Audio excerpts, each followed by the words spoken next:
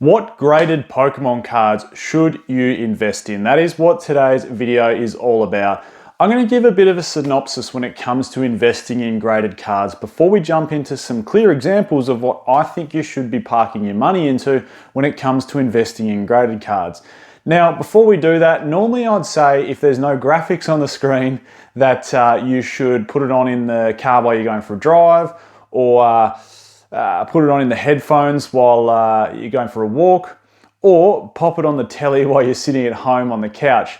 Now, with that, there are going to be graphics on the screen today, so you will actually need to tune in. But the reason I mention that is the pop it on the telly seems to have taken off a little bit, and I decided to do some pop it on the telly merch. So you'll notice directly beneath the video, there will be some merchandise. If you did want to join the Pokeoz Club and pop it on the telly with a t-shirt, a cup, a coffee mug, I should say, not a cup. I think there's sweaters on there. There's women's t-shirts as well, and of course hoodies, which are unisex. If you did want to grab some merchandise to support the team, that would be awesome. Pop it on the telly. Pokeoz merchandise will be beneath this video. Right, well, there will be graphics on here, but let's talk singles and investing in PSA slabs. Now, there's really two reasons, two interplaying reasons why any single, including slabs, will go up in price, and that is supply and demand. Now, in my opinion, and I'll delve into this in a little bit more detail, in my opinion, supply is less important than demand. Now, it's a bit of a double-edged sword, and here's what I mean by that, because supply is also really important if chase cards are the forefront. And here's what I mean by it, right? So let's say, for example, you have a PSA 10 with one copy, and you might be thinking, well, that's phenomenal. Like, it's a population of one. It must be worth an absolute fortune. Like, you know, Pikachu Illustrator in a PSA 10, which has a population of one, just sold for over 16 million US in auction. Well, anything with a very low PSA population must be worth lots of money. Well, no, not if there's no demand for it. And that's why I think demand is so much more important in supply to a degree. So let's expand on this. So let's say you had a PSA 10, population 1 of a common Weedle from Vivid Voltage. There's no demand for that card. It's just not going to be worth anything. However, turn your attention to important chase cards, and I'm talking things like, you know, Umbreon VMAX from Evolving Skies, Umbreon EX from Prismatic Evolutions, you know, some of the new chase cards in Ascended Heroes, the new Charizard from Phantasmal Flames. Population is really going to matter on these cards, but as is demand. So put it this way.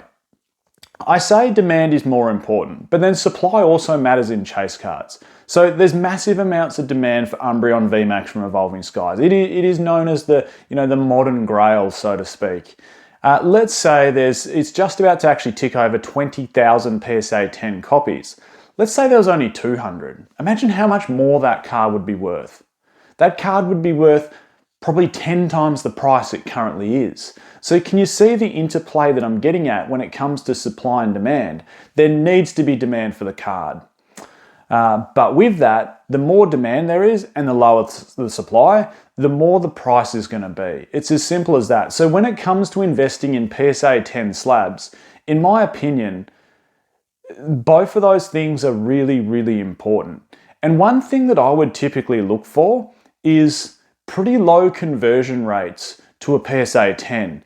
So a low gem rate. And in case you don't know what that means, that is total copies sent to PSA or any grading service. It doesn't have to be PSA, Beckett, CGC, versus the total gem mints that return. And that's why a lot of the time, of course, BGS black labels are worth more than PSA 10s because they're harder to get, meaning there's lower populations of those cards.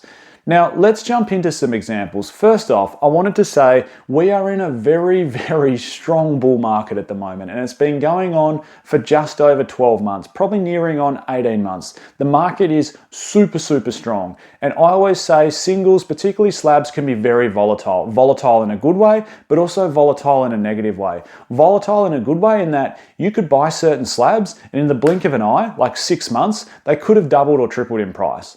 But in the same time frame, they also could have halved in price. So for me, that's why I choose to invest in sealed and just buy singles I like. That doesn't mean you can't make massive amounts of money and have heaps of fun and enjoy the risk and the ride of investing in slabs. I still think anything vintage, if you're going long term, anything vintage, low pop grails of the hobby are going to be fantastic investments. Gold Star Rayquaza PSA 10, in fact, probably any Gold Star PSA 10. First edition Charizard PSA 10, although it's at what, 400,000 US dollars or whatever it's at, I think it's just getting started, in my opinion. However, if we see a downturn in the market, that $400,000 card could well and truly very quickly drop down to a $250,000 or $300,000 card. But long term, those grails of the hobby, in my opinion, are going to be worth lots in the future. Now, not everyone, including myself, can afford some of those grails. So let's go into some examples of some more modern cards that are more affordable for the most of us that are in this hobby. The first one I wanted to touch on is Mew from Crown Zenith. This in a PSA 10 is worth about 270 US dollars. Look at this artwork. This is beautiful. It's one of the fan favorite Pokemons. It's a 151 Pokemon. It has a pretty rough conversion rate compared to a lot of Sword and Shield chase cards. Sword and Shield typically had a conversion rate for most hits around 60 to 65%. To give you an idea, the Umbreon VMAX from Evolving Skies sits at about 63-64%. So for Mew from Crown Zenith to only have a 40% conversion rate to a PSA 10, it's actually quite low for that era, leading to a somewhat lower PSA 10 total population. Now, I'm not saying this card's going to become a $1,000 card, but maybe in the next few years, this could jump to a $350, $400, even a $500 US dollar card. This is a beautiful chase card, and Mew is getting a lot of time in the sun lately. We saw that beautiful one from Paldean Fates, and if we go back in time, typically Mew chase cards have performed really, really well across the hobby. The second one on my list is the Magikarp from Paldea Evolved. This is currently going for 2,460 US dollars. And you might go, well, wow, that's a lot of money. But there's a few things going for this. And the first one, like I said, is that gem rate. It has a super, super tough conversion to a PSA 10 for a modern card. It's sitting at around 20%. That is so low in modern standards. You got to remember, a few things are on our side in modern times versus vintage cards. Like A, print quality is a little bit better. B, when people pull chase cards now, like they're putting them straight into a sleeve, straight into a top loader. They're picking the eyes out of them before they even think about sending them off to grading. Like, why would you send a card off to grading if the centering's way off, if there's whiting on the edges? People are picking it apart. There's even apps you can use to help self-grade before you send it off. And for that Magikarp to still achieve a 20%, that is rough.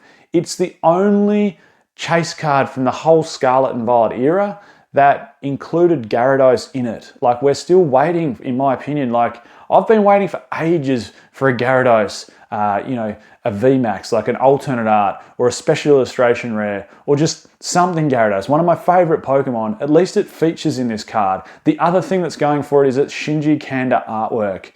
There's nothing to say that this won't be a $3,000 or $4,000 PSA 10 chase card in the future, in my opinion. It deserves every bit of it. The third one on my list is Zapdos from 151. It's currently $382 in a PSA 10. And again, compared to a lot of other 151 cards, this is sitting at about a 35% conversion rate to a PSA 10. It features all three of the trio, the legendary bird trio from the original 151, of course, hence the name of the set.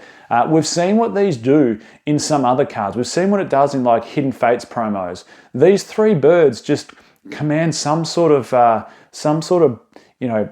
price that they maybe, I don't know, do they deserve, do they not? But $382, I think a lot of 151 cards, as Scarlet and Violet starts to age and we get deeper into Mega Evolution, will start showing increases in prices like we saw with some of the Sword and Shield chase cards when we got deeper into Scarlet and Violet. Before we jump into a few more, I just wanted to give a quick shout out to today's video sponsor, which is of course the Collector app. If you don't have it, there'll be a link in the description to download it. It is the one-stop place to put all your sealed and singles collection in there. It's so easy to use. It gives you so much data. You can jump into set analytics from any set. All the pictures and graphics I have up on the screen here are straight off Collector. It's so easy. You can look at PSA populations, you can look at the top chase cards, you can look at what PSA 10s are worth, you can look at whether a trade is good or not, so you can put in what you're trading versus what you're planning to trade with and see if it's a fair trade. You can see what your whole collection is worth. It gives you a daily update on how it's sitting in the market. Like it's just the ultimate app for a collector and investor alike. So again, link in the description to download that one.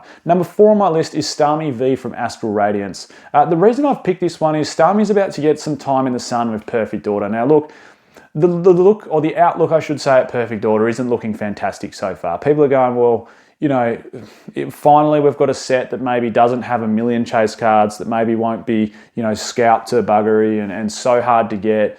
But I think we'll keep seeing extended print runs of Ascended Heroes in my opinion, and people will still be chasing all those beautiful chase cards from Ascended Heroes. There's still going to be so much demand for the hobby, but Starmie is going to be one of the main chase cards from Perfect Order. This Astral Radiance copy, it is the main trainer gallery card. It is $296. It of course features Misty as well. I just can't see this card not being a $400 or $500 PSA 10 card down the track. It's a beautiful card with beautiful artwork, and maybe the time in the sun for Starmie from Perfect Order will just, you know, give this a little bit of inflation very, very quickly. Number 5 on my list is the Latias EX from Surging Sparks. Surging Sparks is one of the greatest sealed investments right at this moment. It is one of the cheapest booster boxes you can buy on the market. It makes no sense not to pick it up at the price it's at as a sealed product. And these chase cards, now that I expect a lot of the product will start being wound back in terms of supply, like as in, I don't think we're going to see additional print runs of Surging Sparks. I'd be very surprised if we do. Maybe we might see a couple more booster bundles or leftover supply hit the market from distribution, but I don't think we're going to see any reprints of it. I can't see that happening anymore. And these chase cards from Surging Sparks in PSA 10s, that Latias is just gorgeous. $435. We saw what happened with the Lovebirds from Team Up. I'm not saying that's going to happen to this card. It's not going to be like a $6,000 PSA 10 card, but you know, there's nothing to say it might not be a $600 PSA 10 card. Number 6 on my list is the Umbreon EX from Prismatic Evolutions. A couple of things on this card's side. It has a way lower population than the Umbreon VMAX from Evolving Skies. And you might say, well, yeah, well, think about Pokeos. How many are sitting at grading? How many are still to be opened? Yes, all those things are true. But at this stage, like 14 months into its journey, Umbreon VMAX from Evolving Skies had a way higher population at PSA. I think about this time frame, it probably had about 8,000-9,000 copies, so about twice as many as what the Umbreon EX from Prismatic Evolutions. And you can't say that people are grading less. They're not. It's just not receiving as many 10s. That's the truth of the matter. There's still plenty of supply of Prismatic out there. There's going to be plenty more return, but there's every chance this could hover 10,000 or sub 10,000 by the time it's finished its run from Prismatic Evolutions, which is going to make it for a modern Grail the most expensive chase card from the whole Scarlet and Violet era. It's going to make it a very low population PSA 10. There's not going to be too many of them sitting on the market because there's so much demand for this card. Number 7 on my list is a little promo. Mewtwo from the 151 Ultra Premium Collection. These of course got released as chase cards in the Japanese set, but promos in the English set. $384. This is a stellar looking Mewtwo card, the special illustration rare. The artwork on this card is phenomenal. I think it has every chance to go up in price. Well, there you go. There's 7 modern chase cards in PSA 10s that, you know, could well go up in price, but I do want to reiterate the volatility that comes with investing in singles. You guys and girls out there are very capable of assessing the risk in that. I'm Michael, this is Pokeos. Catch everyone next time.